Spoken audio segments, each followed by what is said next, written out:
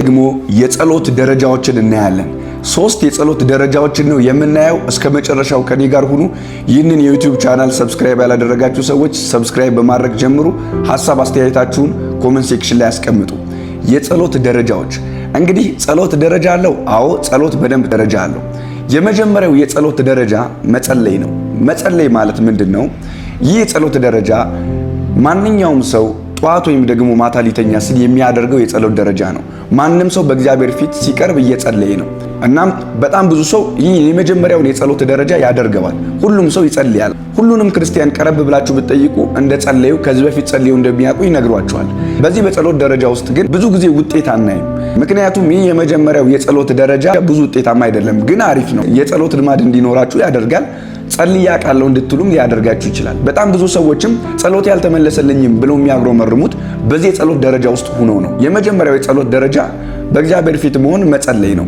ሁለተኛው የጸሎት ደረጃ ደግሞ አጥብቆ መጸለይ ነው። አጥብቆ መጸለይ የተባለው የጸሎት ደረጃ የእግዚአብሔርን ዓለም የሚያንቀሳቅስ እግዚአብሔር በሕይወታችን ዘንበል እንዲል የሚያደርግ እንዲሁ አለመላቀቅ፣ እንዲሁ አለመተው ጠበቅ አድርጎ በእግዚአብሔር ላይ አበክሮ ከእግዚአብሔር ጋር መቆየት ነው።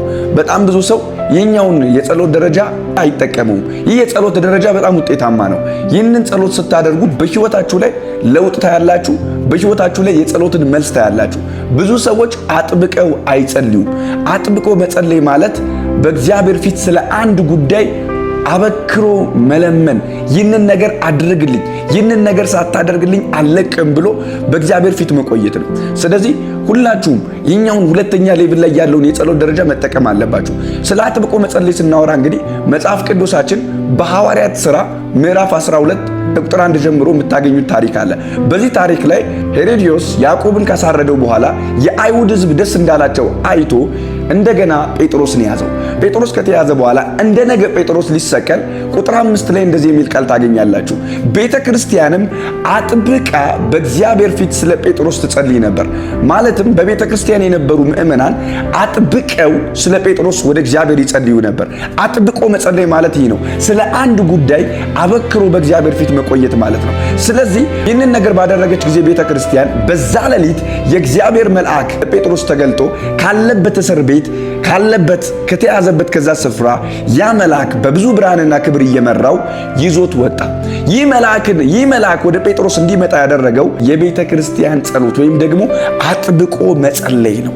ስለዚህ ሁለተኛው ደረጃ እንግዲህ አጥብቆ መጸለይ ስለሆነ በእግዚአብሔር ፊት አጥብቆ መጸለይን መለማመድ አለባችሁ ማለት ነው።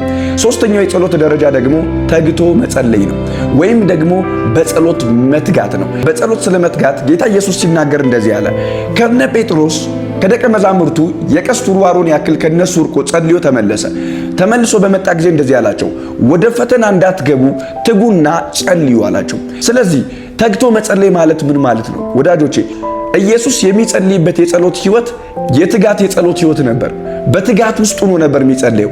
እርሱ እየተጋ ስለነበር በጸሎት እነሱንም ወደ ፈተና እንዳይገቡ ተግታችሁ ጸልዩ አላቸው።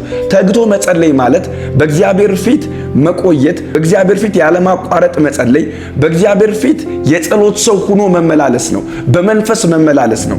ለዛ ነው ጳውሎስ በመልእክቱ በሮሜ መጽሐፍ ላይ ሳታቋርጡ ጸልዩ ይለናል። ሳናቋርጥ የምንጸልየው ጸሎት ነው ማለት ነው። ሳናቋርጥ በሕይወት ዘመናችን ሁሉ የምንጸልየው ጸሎት በጸሎት መትጋት ይባላል። እሷ እኮ የጸሎት ሰው ናት፣ እሷ በጸሎት የምትተጋ ናት ሲባል ያ ማለት በሕይወቷ ዘመን ሁሉ የጸሎት ሕይወት አላት ማለት ነው። የጸሎት ሕይወት ሊኖራችሁ፣ ትጋት ሊኖራችሁ ይገባል። ስለዚህ እናንተ የቱ ጋር ናችሁ? የመጀመሪያው ደረጃ ጸሎት፣ ሁለተኛው ደረጃ አጥብቆ መጸለይ፣ ሶስተኛው ደግሞ ተግቶ መጸለይ ነው። ጌታ ኢየሱስ ወደ ፈተና እንዳትገቡ ትጉና ጸልዩ አለ። ሁለተኛው አጥብቆ መጸለይ። አጥብቆ መጸለይ ማለት በአጭሩ ኤልያስን ተመልከቱ።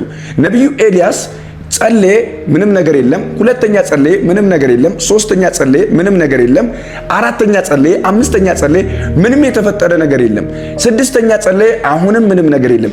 በሰባተኛው ግን የእጅ መዳፍ የምታክል ደመና ተመለከተ። አያችሁ፣ በእግዚአብሔር ፊት አጥብቆ መጸለይ ማለት ይሄ ነው። ስለዚህ አጥብቆ መጸለይ የሚባለውና ተግቶ መጸለይ ወደ ተባለው ሌቭል ማደግ አለባችሁ ማለት ነው። እናንተ በጸሎቴ ውጤታማ አይደለሁም ያላችሁ የጸሎት ጅማሬ ላይ ሆናችሁ ነው። ወደ እነዚህ የጸሎት ሌቭል፣ ወደ እነዚህ የጸሎት ደረጃዎች ስትገቡ በህይወታችሁ ላይ ለውጥ ታያላችሁ። ይህ ቪዲዮ ለብዙ ሰዎች ይድረስ። ሼር አድርጉ። ሐሳብ አስተያየታችሁን ኮሜንት ላይ አስቀምጡ። ተባረኩ።